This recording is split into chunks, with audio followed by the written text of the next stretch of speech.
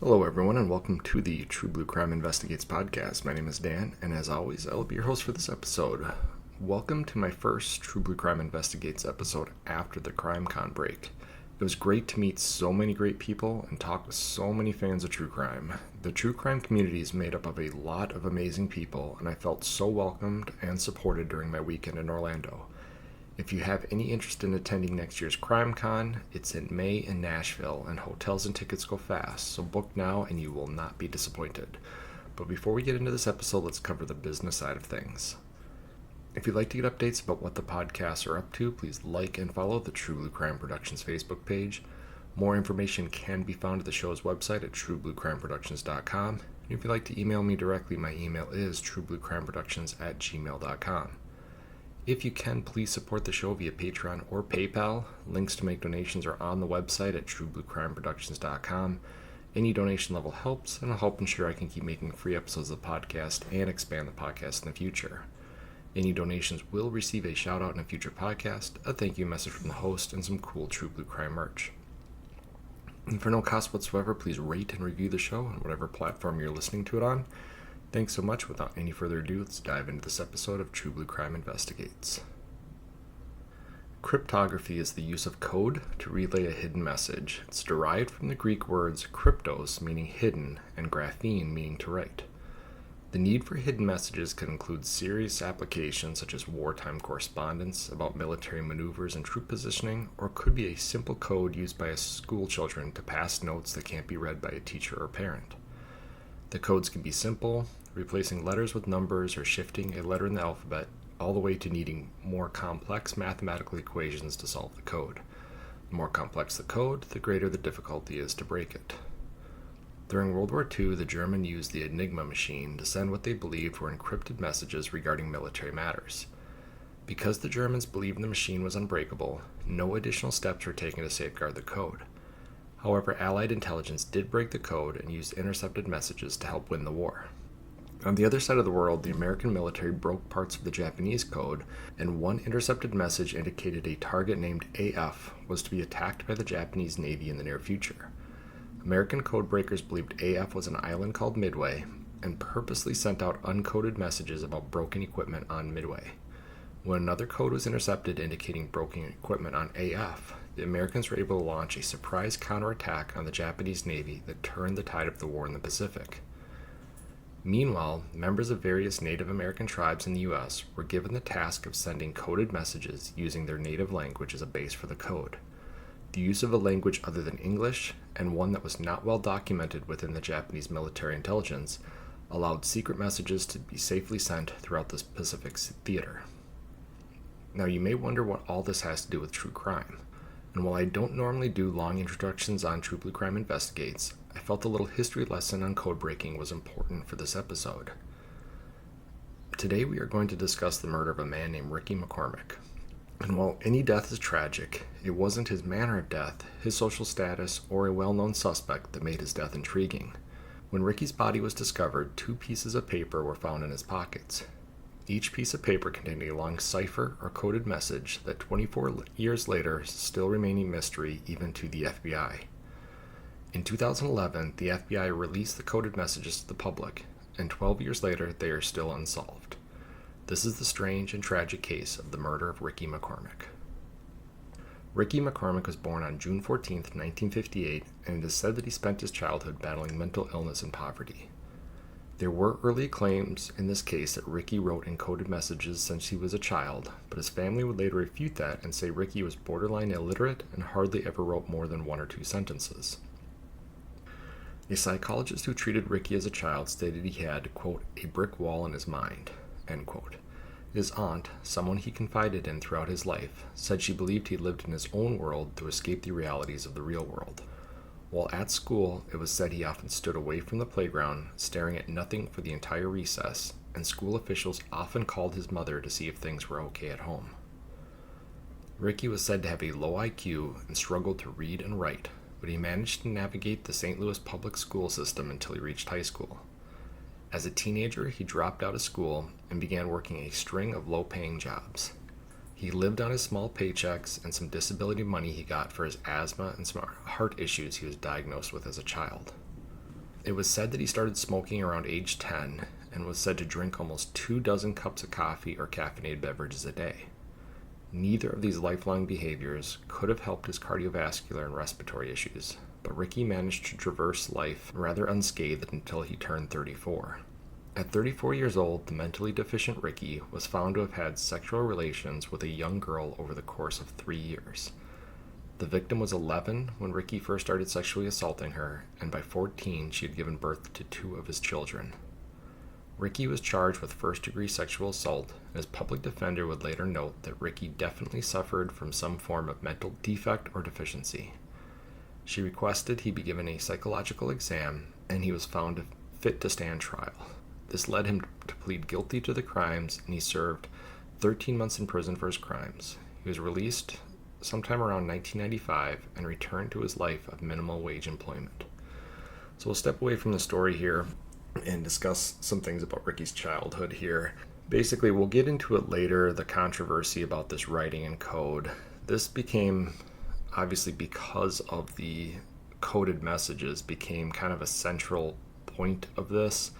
Now, I did read a lot of different opinions of people that would state that they believe that Ricky might have suffered from some type of schizophrenia, and people who are experiencing schizophrenic episodes may write down what looks like gibberish on pieces of paper, and in their mind this is communication to some degree. It makes sense to them during the episode, but then later it won't make any sense to them. However, the fact that the family has said that he did write in code at times as a child, even if it was just a sentence or two, schizophrenia is usually one of a disease that doesn't affect someone until they get to their 20s. So while Ricky may have had some types of mental deficiencies as a child, I find it hard to think that he's going to be suffering from the schizophrenia from that early of an age, and that the schizophrenia then is going to connect with these coded messages. It is possible that he may have developed in his mind his own form of language or some type of a code. I know I heard my dad tell me a story about when he was growing up, him and his younger brother that he was close to in age had a secret language between the two of them that only they could understand. And it wasn't until my dad went off to school as a young child that his brother had to learn to speak in typical English, or exclusively, I should say, in typical English, because my father wasn't around to translate for his brother. So it is possible that children will sometimes formulate their own language, their own coded messages in their brain. And so it's very possible that Ricky did this as a child and then somehow carried this code with him throughout the rest of his life. And he does get ordered to stand trial, and part of that, as we've seen many times in the past, is this psychological exam. And unfortunately, I could not find the actual report from the psychological exam. I saw different articles that stated that he may have suffered from bipolar, he might have been schizophrenic, but in this case, in reference to the psych exam, the articles mainly just reference that he was found fit to stand trial. And those types of psychological exams are basically just a check to see if he understands what's going on, if he understands the charges against him, if he understands he can go to prison if he loses his case, and that he can work with his counsel to establish some type of a plea or whatever it might be. So sometimes these psych exams don't get into the nitty-gritty of what's going on in this person's brain. They're just basically a check on a checklist to say, does he understand what's going on around him? And he's going to make it to over 40 years of age without living in group homes or whatever it might be. So it was said that he was at least street smart enough to understand stuff going around him. Now, this mental deficiency, there's a lot of times where somebody with a low IQ or a mental deficiency doesn't mature past a certain age. They don't see themselves as aging past their young teenage years. When I worked for the police department, we had a guy that was pretty famous around our city who was mentally handicapped. He was delayed in his learning, and from what we had heard, he thought he was about a 12 or 13-year-old kid, and this was well into his 50s and into his 60s. And as a result, he would ride around and on his bike, and he would talk to these prepubescent teens, or even kids as young as 9 or 10 years old. And their parents would always call because here's this fully grown, older, beyond middle-aged man riding a bike talking to young children. And unfortunately, it was a difficult road for us to navigate because he wasn't doing anything wrong per se, and in his mind he definitely wasn't doing anything wrong, but we could also understand where parents and children could be freaked out by his behavior. And so while I'm not giving him excuses for sexually assaulting an 11-year-old girl, but don't get me wrong, I have to believe that he knew what he was doing was wrong at that point. It's not the same as somebody who has a normal functioning IQ and has a normal maturity level within their brain deciding to predate on an 11-year-old. So that all being said, he's going to, kind of just, I guess, get through life until he gets sent off to prison. And when he's released from prison, it's not really going to change much. He's just going to go back to the life that he had before, which was this minimal wage employment and kind of just floating through life. And at some point, Ricky began working the night shift at an Amoco station south of downtown St. Louis. The gas station was owned and operated by a Palestinian man named Juma Hamdallah. He had taken over the business after the previous owner killed a neighbor with a butcher knife, and then the owner was killed in prison. Juma employed his brother Baha, who went by Bob, to run the store. Bob, however, was not the model employee or brother, as he was accused of shooting Juma in 1999. Juma survived and refused to cooperate with police. And during their investigation into the shooting of Juma, St. Louis PD learned that Bob had ties to many gang members and drug trafficking related to the gas station. This is important to the case because in the year before Ricky was killed, he made 2 strange trips to Orlando, Florida, with the second trip being just weeks before his murder. Bob was also known to be an extremely violent person and once shot at another man in front of a police detective. Bob was arrested for this crime but never charged. 9 months later, he got into an argument with another one of his brothers and shot him in the abdomen. Eyewitnesses put Bob at the scene, but once again, another one of his brothers refused to cooperate with police and no charges were brought against him. A few weeks after that incident, Bob attacked a homeless man who was hanging around the gas station and refusing to leave, and he attacked him with a hammer. The man survived a savage beating, and Bob was arrested for second-degree assault. But just before the case was going to court, someone gunned down the victim, killing him and eliminating the only witness to the crime, and once again, Bob escaped justice.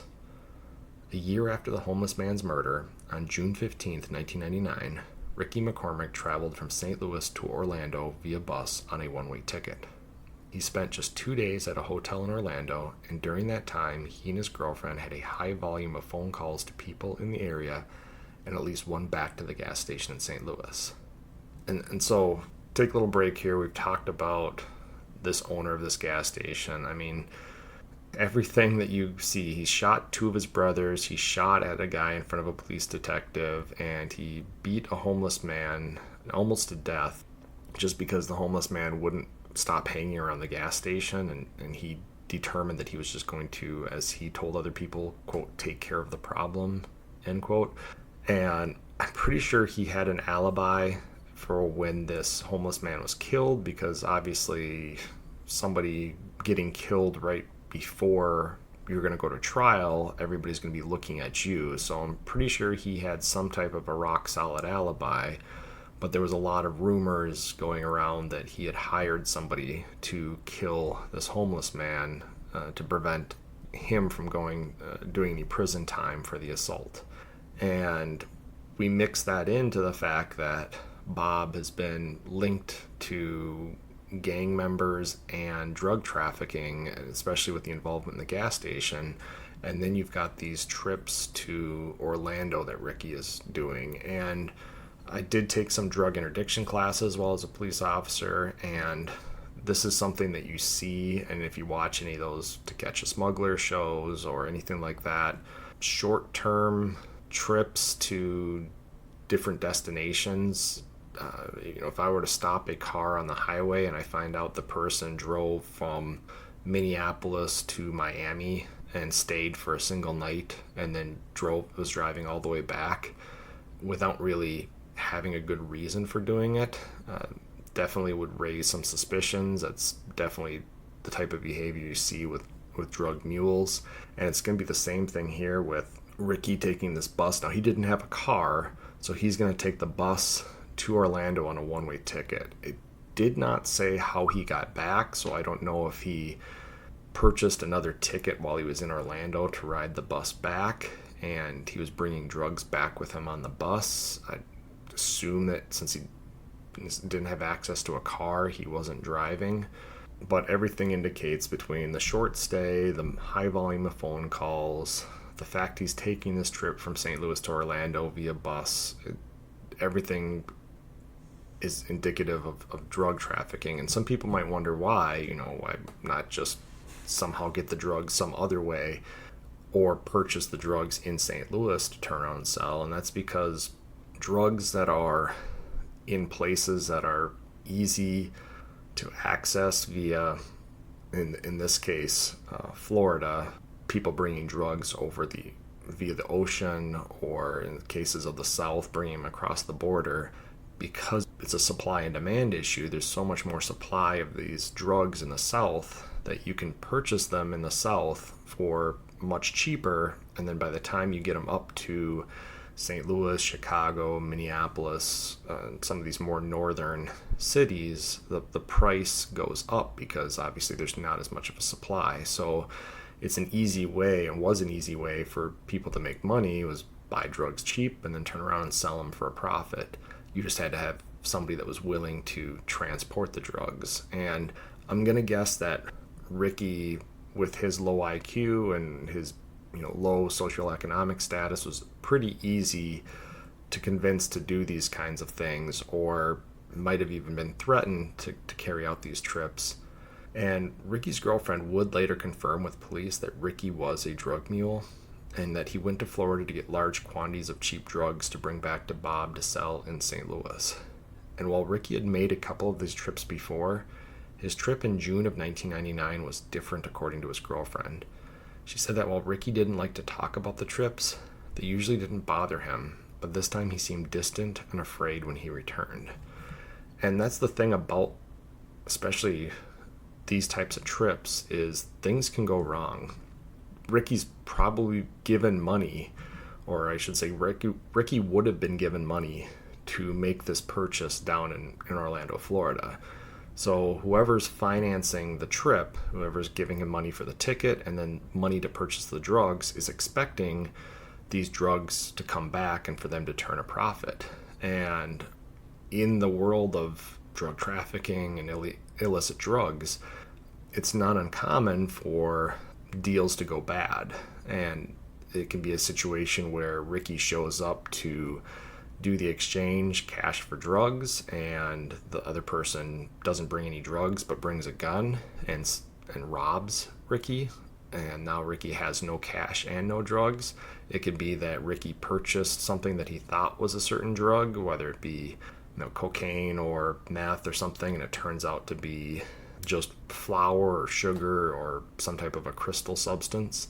And so ultimately you end up not getting any sellable product and you're out the cash. So it's very possible that something went wrong on this trip, and Ricky may have lost, whoever was financing this trip, a lot of money and did not return with the drugs that he was sent down to bring back.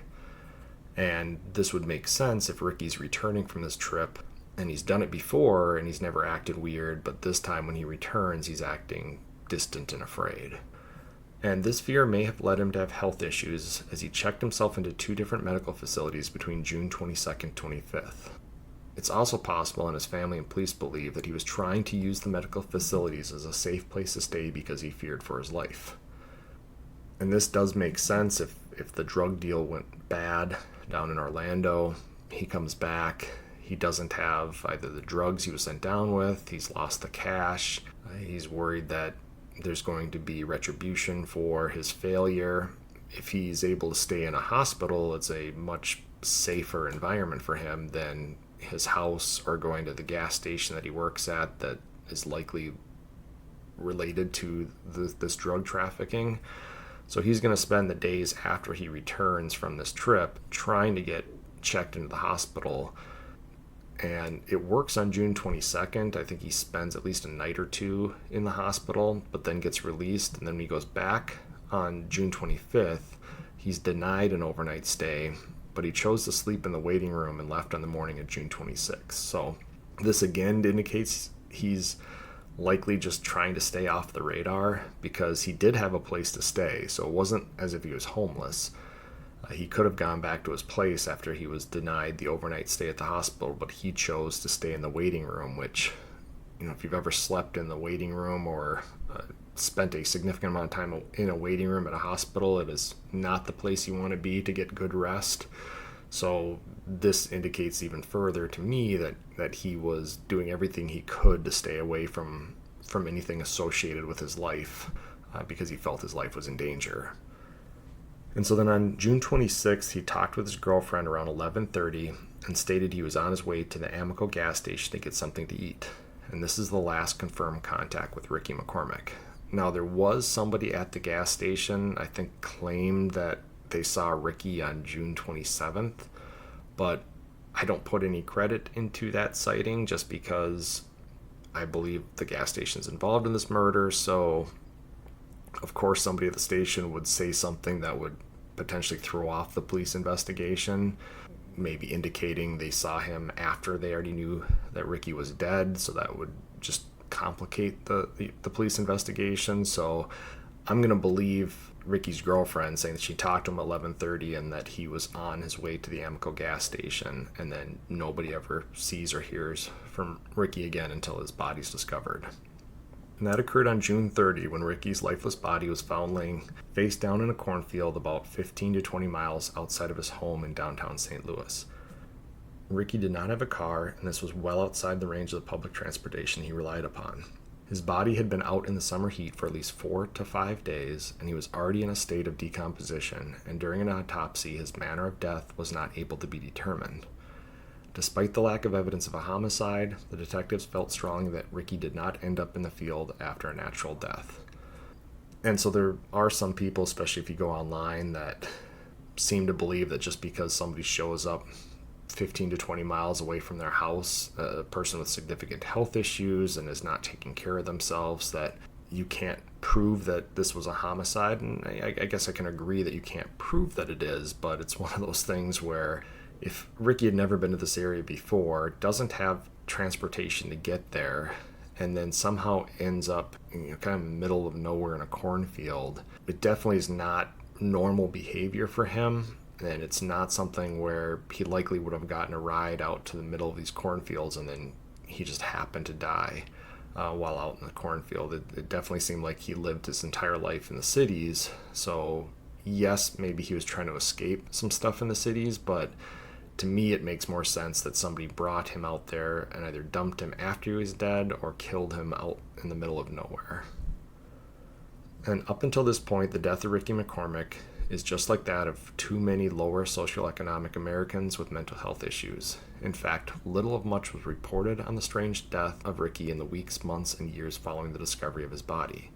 But that all changed in 2011 when the FBI released 2 items of evidence found in Ricky's pockets.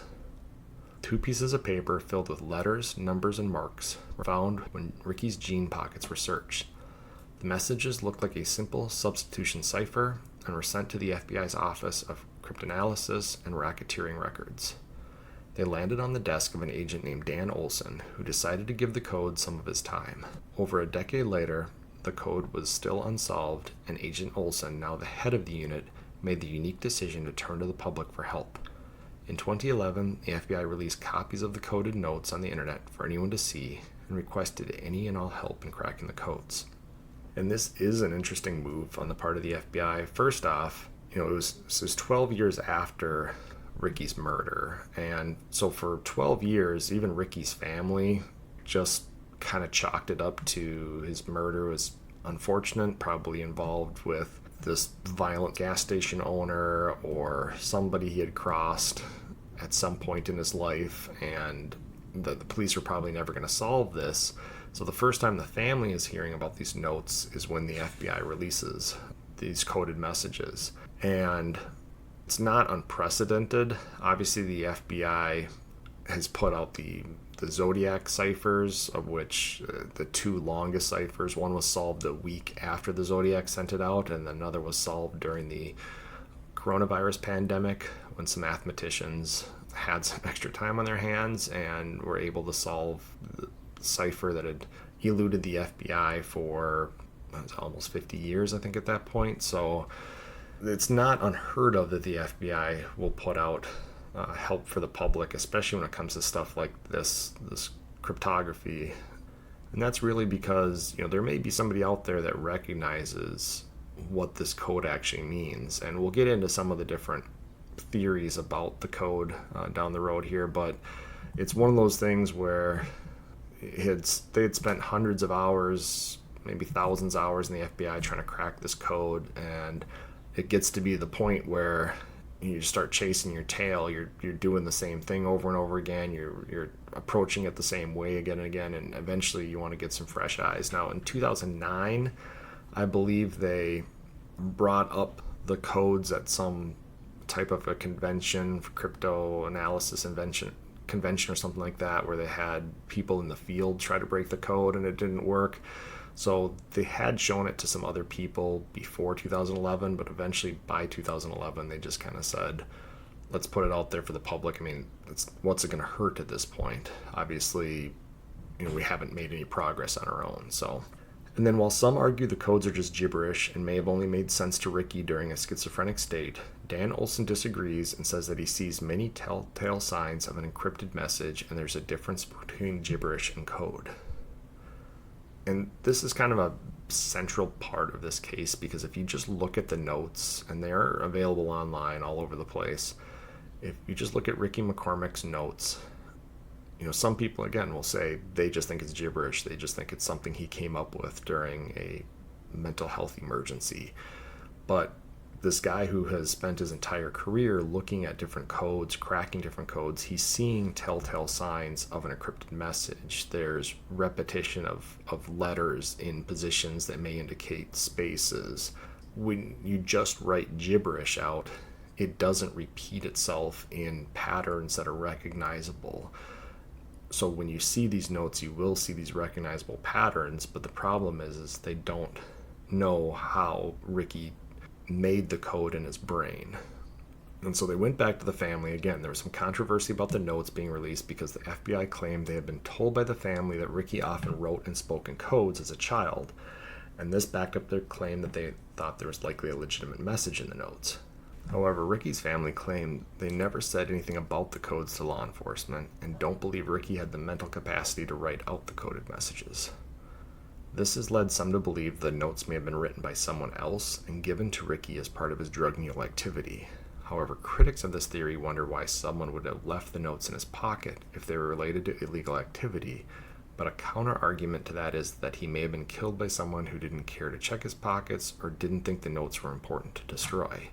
And if we remember back to when Bob needed the homeless man killed, he hired somebody else to kill him. So if this other person kills Ricky and then disposes of the body in the cornfield, one, he may not care to check the pockets of this guy that he killed, and two, if he did and he sees these notes, if they are some type of a coded message from Bob or somebody else to Ricky, they may look at it, just see gibberish and realize, it's not worth taking these notes. So just because they could be somebody else's notes doesn't mean that it's strange that Ricky still had them on him when his body was found. And whoever the author is, the FBI believes that important clues that could point to those responsible for the murders could be contained inside the hidden messages.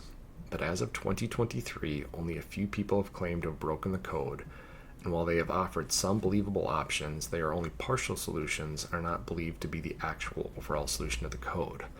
And that's the problem with codes, is if you have a whole bunch of characters like you do here in this code, you can't just break 3 or 4 parts of it using a key that you think fits those 3 or 4 parts. The key has to fit the entire coded message.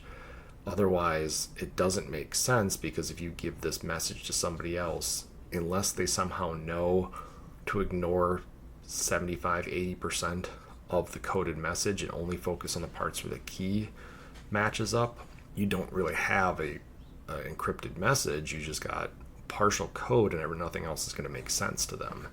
So while it's a little easier to fit a code key to, say, 20% of the message, nobody's been able to find a key code that works for all 100% of the message. Like, even some parts where people believe that it's some form of a drug shorthand or some type of a abbreviated way for Ricky to remember stuff, that fits for, again, maybe 20 to 30% of the notes, but then what is the other 70%? Why does he continue writing that way if it doesn't apply to the entire code?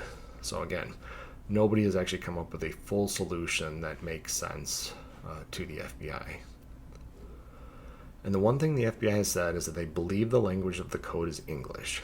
If you remember back to the beginning of this episode, we talked about how the U.S. military used Native American speaking radio operators to transmit coded messages during World War II. It wasn't that the code they used was too complex that made it unbreakable. It was that the Japanese didn't understand the base for the code was a different language and dialect, which meant even if they broke the code, it was still gibberish to them.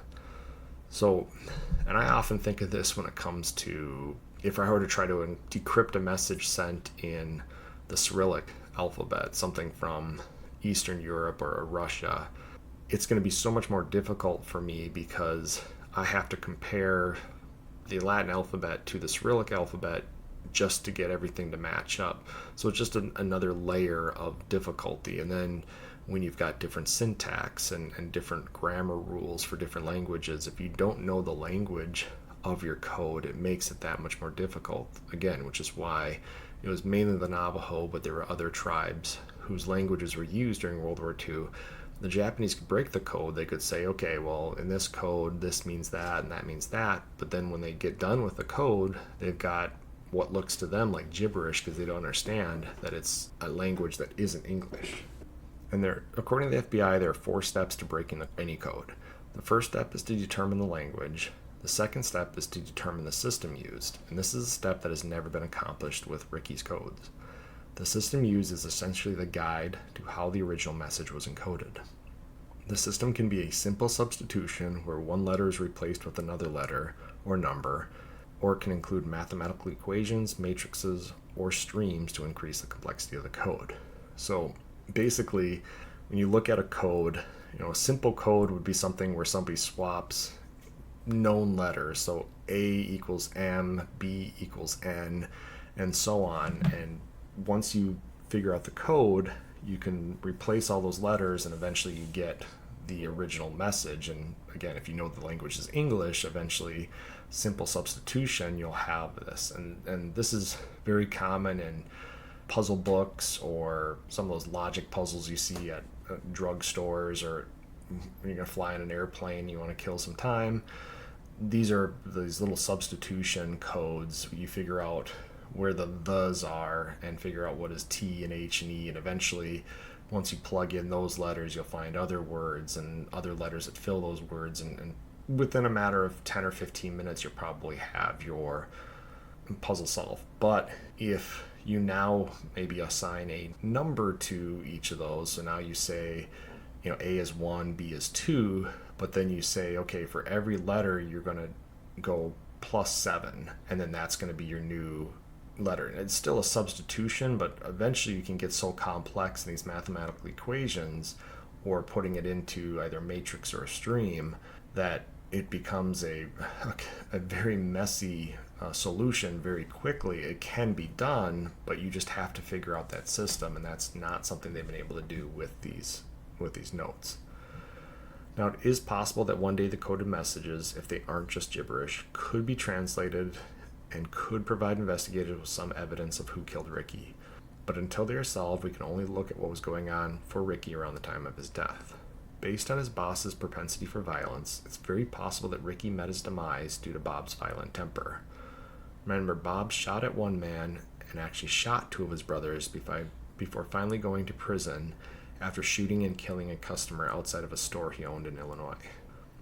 And while Bob and his lawyer tried to claim the shooting was in self-defense, a jury convicted Bob of first-degree murder, and he was sentenced to 38 years in prison in 2002. His case was overturned in 2006 when an appeals court ruled his own lawyer failed to call a gunshot residue expert to the stand, and he was granted a retrial. And this is something that just boggles my mind, is somebody can win an appeal, and we've talked about this before, but for inadequate counsel.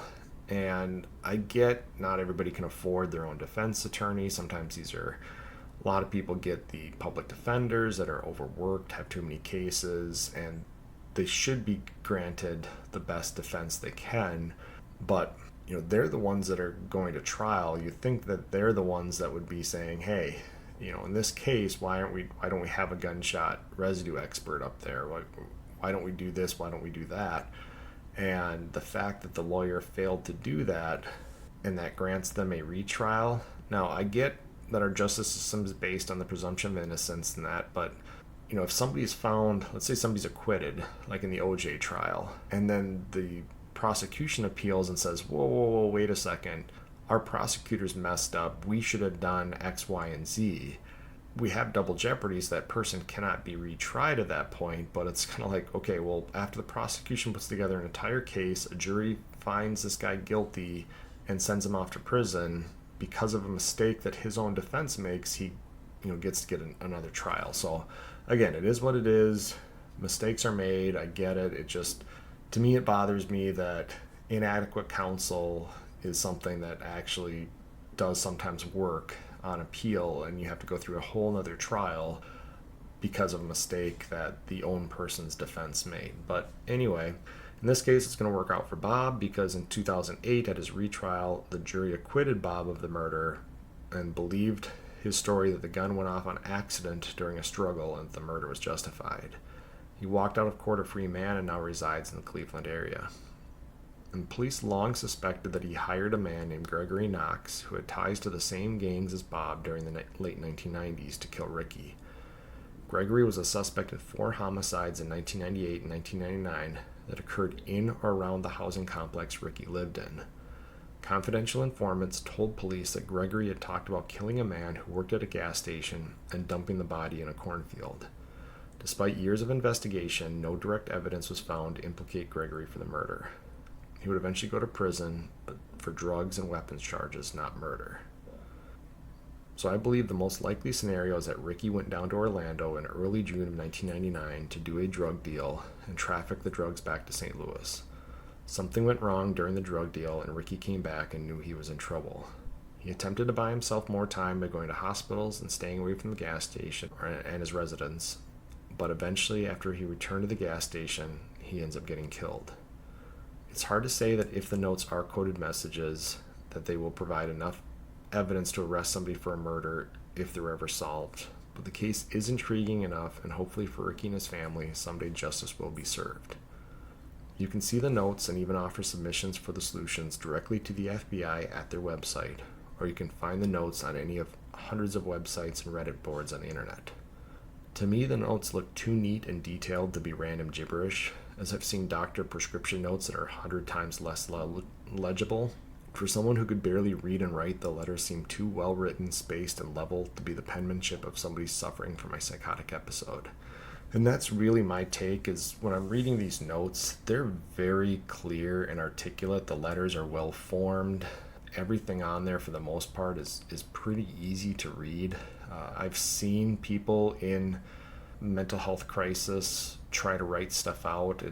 Their brain is either working at a million miles an hour, or they're just not able to formulate letters or numbers well. So to me, it reads much more like somebody who actually has a good grasp. And when you're saying that Ricky could barely write a sentence or two, at least his family was saying he could barely write a sentence or two, I can't imagine somebody who can barely write a sentence or two under normal conditions could somehow write out these long coded messages as articulate and legible as they are. So again, that makes me think that it's very possible that these were some form of directions, some there is some code out there that, if broken, it might explain this drug deal that went on in Orlando. It might be directions for him to get to a place for this drug deal or something like that. But again, it's just, without these codes being broken, without anybody being able to pinpoint what is in these codes, if they aren't gibberish, and many people believe that they are, but if they aren't gibberish, if they're ever solved, that'll first tell you whether they're from Ricky or they're from somebody else, and secondly, again, they might give some information as to what was going on right before Ricky was killed. But only time will tell if the notes are code, and if so, what the code says. But that is it for the strange and tragic case of Ricky McCormick. Thank you guys for listening. Stay tuned for future episodes, and feel free to write me at truebluecrimeproductions@gmail.com. You can also find me at True Blue Crime Productions on Facebook and support me via Patreon at True Blue Crime Productions. So that's it for today, guys. Thanks for listening. Talk to you later. Goodbye.